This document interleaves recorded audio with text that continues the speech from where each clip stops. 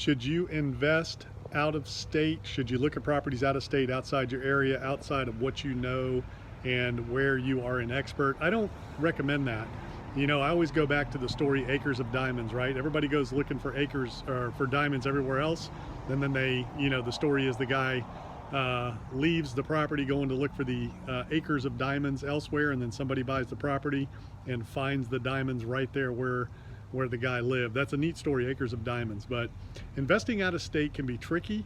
You really need to know what you're doing. You need to have the right team, right connections. You need to know the market and make sure that you fully understand what you're getting into. A lot of people want to go invest in markets outside of their area just because properties are cheap. And you got to remember, if things are cheap, they're cheap for a reason. So if properties are cheap, if the rents that are being generated are cheap, you know, that's difficult properties to manage. You know, lower income workers deserve and need good housing, but at the same token, they can get in trouble the quickest when the economy turns. So you want to think about those things. If a property is cheap, if the rent is low, a lot of times there's a reason for that, and those can be very tricky properties. I think good affordable housing is a good thing, and I think it's a great thing, but lower income workers are going to be the first ones that are affected by an economic downturn. Then you have your middle income earners that usually get affected second, and then usually your top income earners are affected last and least, because they generally are going to have a little bit more savings.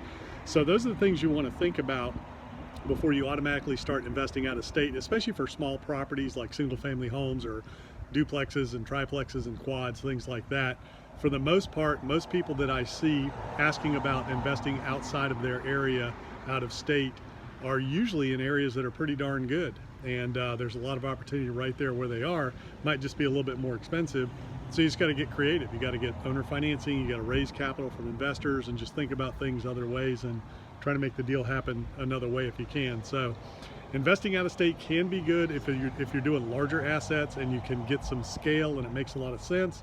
But if you're doing smaller deals, you want to be careful. Make sure you fully understand the area, the team, and what's going on, and who's operating and managing and overseeing those assets for you. So that's investing out of state. I don't recommend it for smaller deals. It's probably okay if it's bigger commercial or multifamily.